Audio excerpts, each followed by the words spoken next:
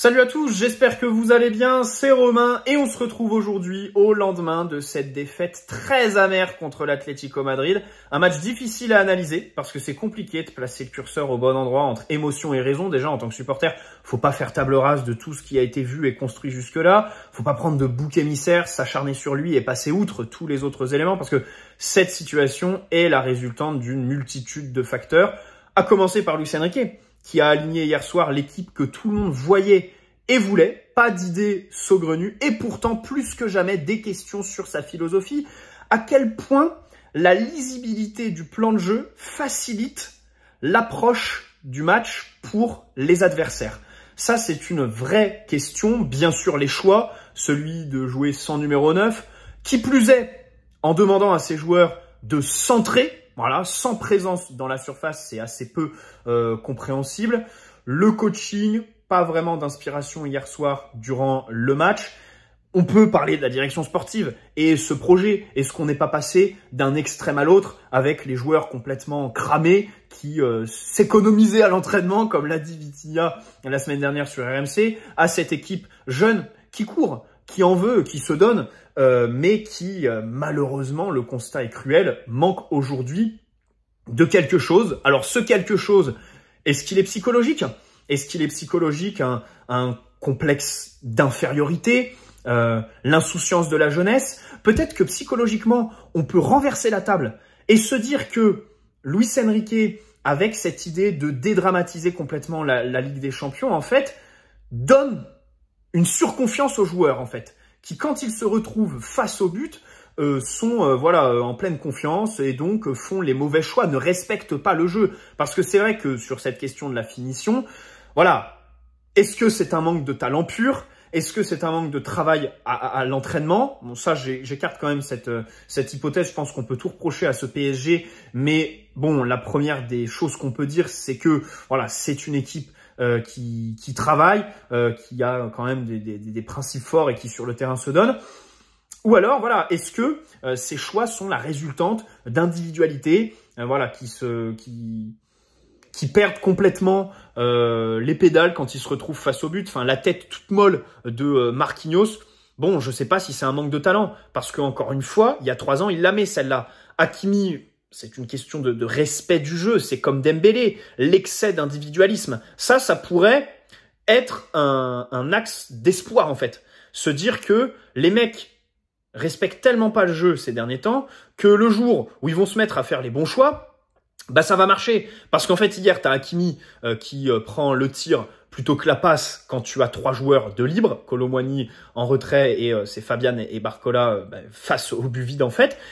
Et du coup, quelques minutes après, quand il se retrouve suite à la frappe de Lee Kang-in mal repoussée par Oblak devant le but, là, il doit prendre le tir et au final, il prend la passe. Parce qu'il est dans cette spirale à l'intérieur du match qui est assez négative. Au final, il pique son ballon pour Nuno et ça finit en corner, je crois, ou en 6 mètres. Bref. Donc voilà, autant de questions autour de ce PSG. Les joueurs ont leur part de responsabilité. Moi, je pense que voilà, ce sont les premiers à mettre dans l'analyse, dans les critiques, au-delà de la finition. Et encore hier, donc je l'ai dit dans le débrief, c'est les cadres qui nous vendent complètement. Marquinhos et Hakimi, c'est les 2 actions qui sont pour moi immanquables. Mais en revoyant le match, j'ai aussi envie de dire que il n'y a pas tant d'occasions franches que ça en fait. Surtout entre l'égalisation de l'Atlético et la 55-60e en fait. Alors, ça peut être une question de plan de jeu chez Luis Enrique, mais aussi une question de rythme chez les joueurs. Voilà, assez peu de changements de rythme, beaucoup trop de touches de balle. Alors à quel point du coup Luis Enrique les influence en leur demandant une justesse technique de tous les instants et du coup les joueurs peut-être se disent inconsciemment il faut que je prenne le choix le plus facile parce que mon but c'est de réussir ma passe, c'est pas de créer du danger, mais c'est vraiment voilà d'avoir cette réussite qui fait que l'équipe garde le contrôle et le ballon. Donc voilà, c'est vrai que tout ça sont de vrais enjeux très difficiles à mesurer et prendre parti, c'est compliqué. Alors, j'aimerais revenir là où j'ai terminé ma vidéo d'hier. L'Atlético, je disais, est une mauvaise équipe. Je maintiens, c'est pas une bonne équipe. surtout quand tu vois les millions qui ont été dépensés cet été, peut-être même plus que nous d'ailleurs sur notre mercato d'été. Donc je maintiens l'Atlético est une équipe nulle, voilà, ça renforce vraiment ce sentiment par rapport à la défaite, mais ils ont complètement raison d'avoir ce plan de jeu, hein. Les gens qui critiquent le Cholismo, machin, le fait de parquer le bus en 2024 et aller chercher une victoire absolument dégueulasse, mais une victoire quand même, les 3 points. Ils ont absolument raison, je vais vous dire pourquoi. En face, t'as le PSG de Luis Enrique, qui veut absolument le ballon, d'accord ? Qui veut absolument te recroqueviller dans tes derniers mètres, mais qui n'a aucune présence dans la surface, d'accord ? Qui a des ailiers qui sont la clé de voûte de son système, sans avoir de numéro 9 pour terminer les actions. Mais c'est super facile en fait. T'as juste à mettre de la supériorité numérique dans les couloirs et tu bloques complètement le PSG, qui va se retrouver à faire des centres 3e poteau, parce que déjà les ailiers sont pas bons techniquement pour centrer, et quand les centres sont bons, il y a personne. Donc tes centraux sont très tranquilles. Voilà, tu peux mettre de la supériorité numérique sur les côtés. Ce PSG, bien sûr, qui joue peut-être contre nature par moment, à absolument vouloir le contrôle, alors qu'on est plus efficace quand on joue en transition. Deuxièmement, et au-delà de ça, j'aimerais parler de nos transitions défensives, en fait. Quand tu parques le bus et que tu dis à tes joueurs, on va les piquer sur transition, pardonne-moi, t'as raison. On est tellement mauvais, au-delà des 3-4 secondes du contre-pressing, si tu passes ce laps de temps, mais t'as un boulevard devant toi. Vitinha cadre n'importe comment, les alignements sont dégueulasses, Nuno Mendes fait n'importe quoi, il y a que Pacho qui est un peu saignant, et voilà, à partir du moment où tu as un milieu qui est plutôt athlétique, malheureusement c'est le même constat que la saison dernière, tu nous transperces. Tu nous transperces. Donc moi je comprends parfaitement le plan de jeu de Simeone, parce que voilà, quand t'es bas et que le PSG se retrouve voilà à te recroqueviller, quand on perd le ballon, on est... Enfin, à part sur le contre-pressing qui est très bon. Et on marque un but hier là-dessus, un très beau but d'ailleurs, avec un vrai sang-froid de Warren. Au-delà de ces 4 premières secondes à la perte, on est bidon. Donc, Simeone a absolument raison. J'aimerais revenir sur une phrase, un grand adage de la Ligue des Champions, qui vise à dire que c'est la compétition des 2 surfaces. Et ça, j'adore le dire dans mes vidéos. Bah, je peux vous dire que sur cette première partie de saison, enfin, on résume cette citation, mais à merveille, ou pour le pire, je sais pas, parce que on prend 5 buts, d'accord, sur les 4 premiers matchs, en concédant 21 tirs. Voilà. Un but tous les... 21 divisé par 5, un but tous les 5 tirs. Un but tous les un peu plus de 5 tirs. C'est dramatique. C'est dramatique. Donc déjà, l'efficacité dans notre surface. Et puis dans l'autre, 3 buts marqués sur 24 tirs cadrés. 84 tirs au total. Les expected goals qui sont complètement sous-performés, machin. Et en plus, les expected goals ne comptent pas vraiment les situations où on prend la frappe plutôt que la passe pour un joueur qui tirerait et donc déjà marquerait ou aurait un expected goals bien plus élevé. Voilà, parce qu'il y a plein d'actions. Dembélé contre Giron quand il prend le tir plutôt que la passe à Barcola. Hakimi, l'action d'hier, et il a une même action contre le PSV au Parc des Princes. Voilà, tout ça, c'est des actions où le XG, si tu fais la passe, est normalement beaucoup plus élevé. Et au-delà du XG, normalement, tu marques en fait. Parce que si tu fais la passe à un joueur qui a le but vide, bon... Là, je pourrais plus rien faire pour cette équipe et il faudrait brûler le club. Il n'y aurait pas d'autre solution.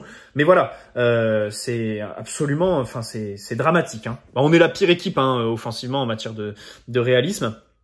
Et j'aimerais revenir sur autre chose qui caractérise la Ligue des Champions, c'est que en phase finale, la Ligue des Champions, je pense qu'elle est plus la compétition des grands joueurs que des entraîneurs. Alors les plans de jeu, machin, ça va se jouer sur de la micro-tactique, ça va être, voilà, c'est exceptionnel, hein. Voilà, c'est des tout petits ajustements qui peuvent faire des différences. Mais je pense que sur une fin de match où tu dois aller chercher la qualification, machin, voilà, même à partir des quarts de finale, ce sont les grands joueurs qui font la différence. Il faut un Cristiano Ronaldo, Real, machin. Et voilà, les joueurs qui vont aller te chercher les buts, qui vont s'en créer tout seuls. Malheureusement, on les a pas, ces joueurs-là, dans l'effectif. On les a pas. Et donc, ça laisse de perspectives assez sombres. Voilà. Alors, j'aimerais aussi revenir sur la responsabilité de de la direction sportive, hein, avec Luis Campos qui veut prolonger avec revalorisation. Je pense qu'on va se calmer, voilà, gentiment. Alors après, sur le match d'hier, il y a quelque chose qui est drôle, et ça va rejoindre une déclaration qui a été faite dans la presse ces derniers jours, qui n'est pas anodine. Leonardo a parlé dans l'équipe, non, dans le Figaro, je crois, je sais plus, pour dire, enfin voilà, il a parlé, alors qu'il parle jamais. Au moment où il y a des rumeurs de prolongation pour Luis Campos, enfin de prolongation oui et non, puisque les rumeurs disent précisément que Luis Campos n'a pas encore prolongé, qu'il n'y a pas d'accord et beaucoup de points de désaccord justement. Et l'autre, il arrive comme un cheveu sur la soupe et voilà, il nous fait ses déclarations sur le PSG. Bon, alors certes, il dit que ce serait peut-être un peu trop le retour, mais elles sont pas anodines en matière de timing. Mais hier, les joueurs qui nous vendent, c'est ceux de Leonardo. Hakimi, Nuno Mendes, Donnarumma.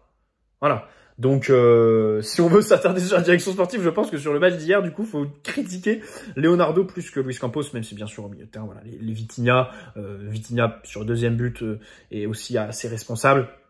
João Neves fait pas un bon match, et puis même c'est le projet en lui-même que l'on peut remettre en cause. Alors bien sûr, Luis Enrique, la part de responsabilité à ne pas vouloir jouer avec un 9, et surtout c'est un entraîneur qui a des libertés inédites sous l'RQSI sur le mercato. Et cet été, il a refusé de recruter un 9, de recruter aussi un offensif polyvalent en fin de mercato, Lookman par exemple, et il a voulu rester sur cet effectif déjà très jeune, dont on pourrait dire qu'un défaut est de manquer de leader, de vieux briscards, et court, quand tu es forcé de faire rentrer Désiré Doué en fin de match. Moi, j'aimerais revenir sur le cas Kolo Muani parce que je pense qu'il y a aussi des failles dans la gestion humaine de Luis Enrique. J'ai 2-3 incompréhensions. Honnêtement, le dossier Kolo Muani, les gars, je le comprends pas. L'année dernière, Kolo Muani, il est titulaire alors qu'il est absolument atroce. Enfin, l'année dernière, il était aussi, autant atroce que sur ce qu'on voit cette saison. Hein. Cette saison, il est pas pire que la saison dernière, je suis désolé. Attendez, on y vient dans 2 minutes. Donc la saison dernière, il était atroce, mais il était titulaire. Les 6 matchs de phase de poule de Ligue des Champions. Hein. Deuxième partie de saison, pareil, il enchaînait les matchs, d'accord. Cet été, tu n'as pas forcé le départ. Au contraire, tu as dit, je lui fais confiance, machin chouette. Il rentrait d'un Euro où il avait pris un petit peu de confiance. Sur le premier match contre le Havre, c'est Ramos qui lui est préféré. Kolo Muani rentre, il marque. Contre Lille, il rentre, il marque. Il est plutôt bon sur les entrées au début de saison. Et du jour au lendemain, tu sais pas trop ce qui se passe, il est mis au placard, il est au fond du seau, et là, on parle d'un départ. Complètement logique. Mais pourquoi? Enfin, qu'est-ce qui a changé entre cet été et maintenant?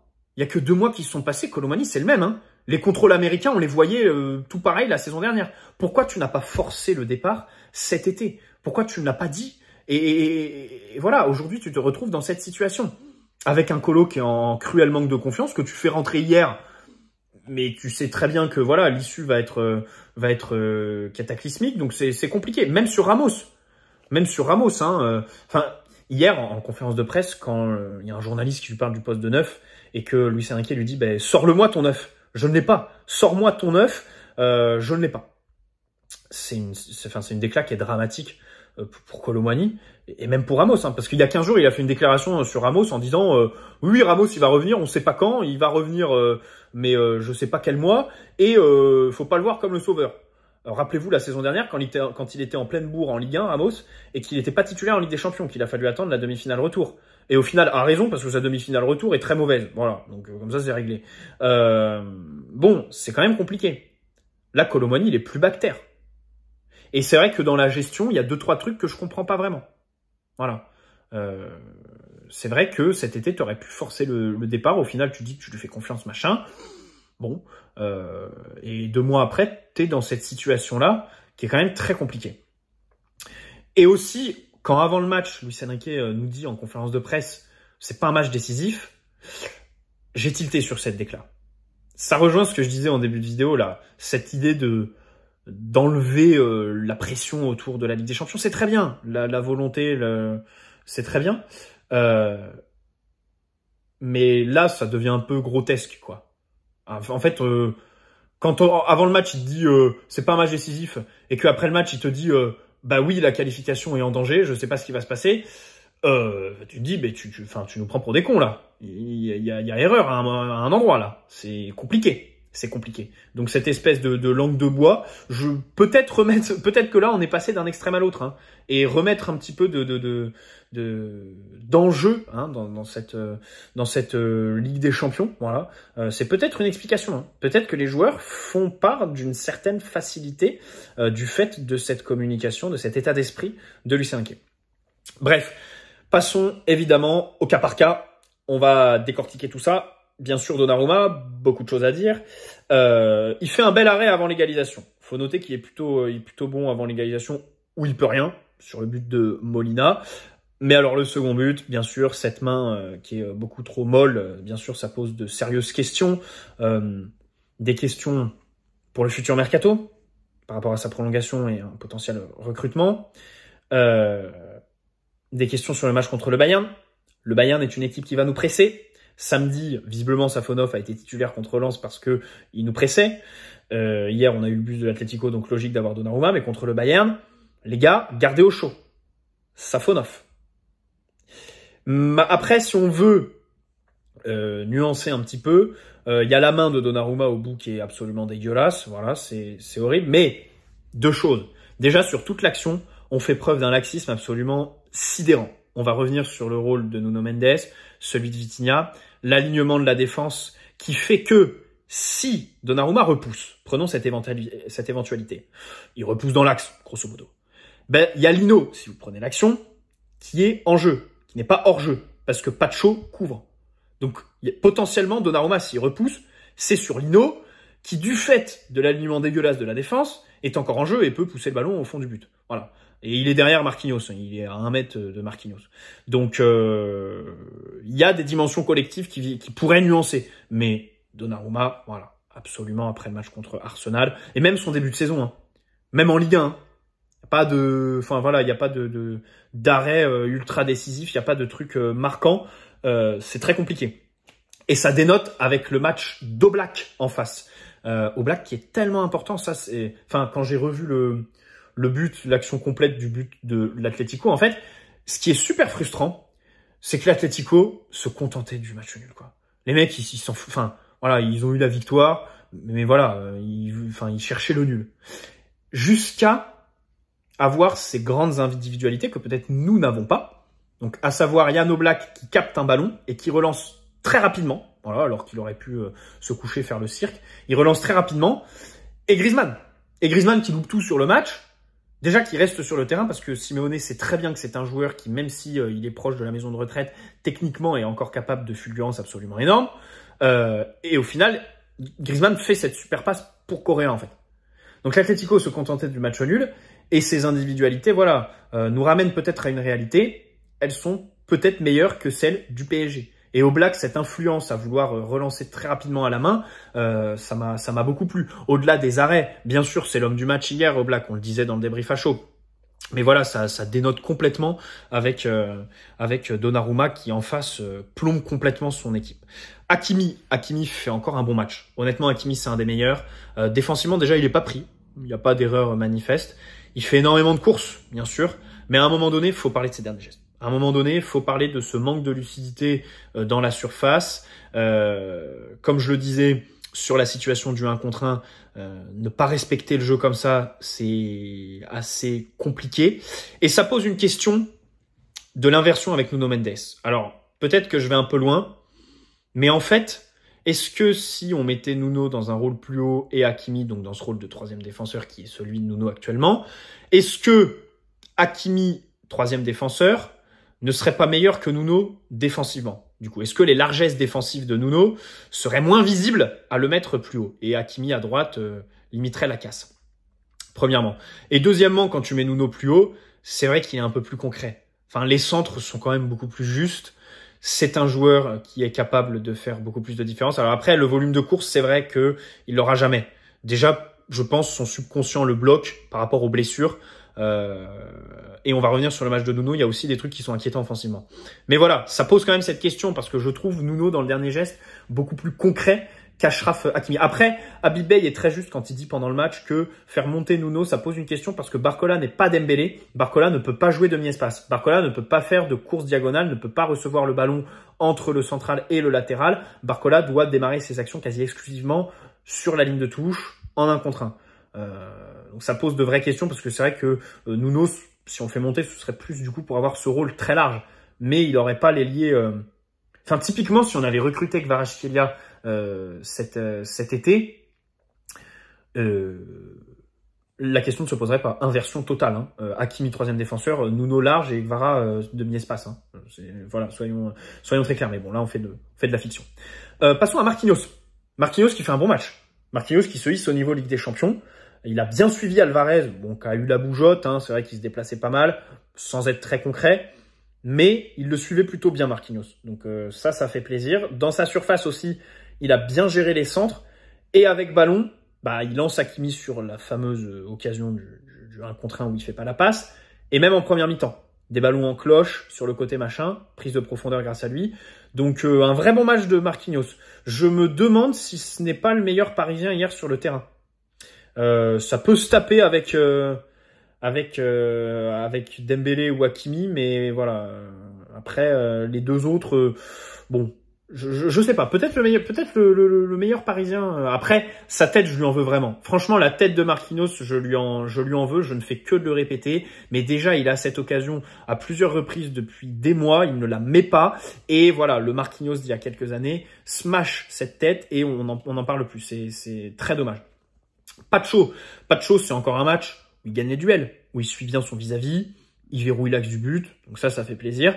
Alors, sur le premier but, il fait une déviation un petit peu malheureuse, même s'il se retourne trop facilement face au centreur. Ça, c'est un truc qui m'énerve au plus haut point, quoi. C'est tous nos joueurs montrent leur cul dès qu'il y a un potentiel centre ou un potentiel tir dans la surface. Ça m'énerve, mais ça me rend dingue. Bon, après, pas de responsabilité pour Pacho pour autant sur le premier but.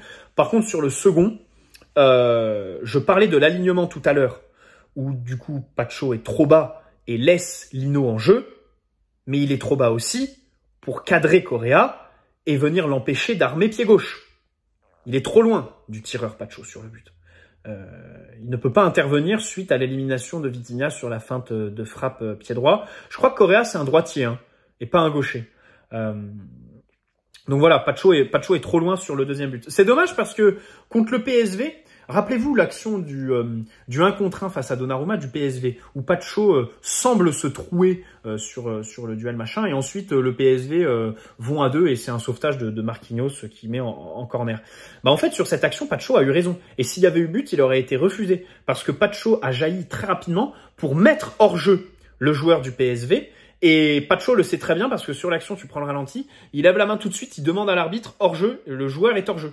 Voilà, donc ça aurait été sur cette action face au PSV, c'était très bien joué de la part de Pacho, le hors jeu. Mais là hier, du coup, ça dénote complètement. Il est pas dans l'alignement, c'est pas bon. Et puis avec ballon, bien sûr, encore une fois en Ligue des Champions, c'est trop peu. C'est trop peu, William Pacho. C'est vraiment que des situations solutions faciles. Et voilà, aucune prise de risque.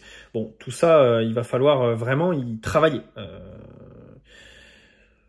Quelques jeux longs par moment, mais sinon, c'est compliqué. Bon, Nuno, le premier but, on sera tous d'accord, hein, on l'a tous vu. La relance, on ne sait pas trop ce qu'il fait. Il prolonge son contrôle, il fait une passe. Ensuite, il est là, mais sans être là. Il erre sans but dans la surface. Son placement est... on ne sait pas trop ce qu'il fout, il est paumé. Mais par contre, sur le second, je trouve qu'on n'en a pas assez parlé de son duel avec Griezmann, là. Parce qu'il est d'un attentisme absolument sidérant, scandaleux, Nuno Mendes. Hein. Jamais il va sur Griezmann. Il est bien à 2 mètres de Griezmann. Et il ne va pas dessus. Il se trimballe, il gambade. Allez, il se gigote tranquille. Et au final, Griezmann fait son renversement. Voilà. Mais tu dois aller dessus, tu dois être beaucoup plus saignant. Je crois qu'il y a Désiré Doué aussi qui décroche, qui doit aussi y aller. Mais c'est Nuno qui est face à Griezmann au début de l'action. Il doit absolument y aller. Griezmann ne doit jamais avoir le temps de faire la passe qu'il fait. Et c'est de la faute de Nuno. Son duel avec le fils Simeone, il n'a pas été gagné. Sur la durée du match, sur la première heure, c'est catastrophique tout ce qu'il propose. Défensivement, les 1 contre 1, les placements, l'anticipation. Avec ballon, il n'apporte rien. Alors, il se réveille après l'heure de jeu, c'est vrai. Offensivement, il est un peu plus présent, il fait plus de différence, des bons centres. Mais il y a quelque chose qui m'a frappé dans son jeu offensif, Nuno. C'est que quand il a le ballon et qu'il est arrêté, il fait plus de différence. Hein. Nuno ne dribble plus. Nuno ne fait plus de slalom sur 30 mètres. Nuno, voilà, ne va plus au bout de ses actions. Elles sont loin, les actions du Nuno contre le Bayern, par exemple.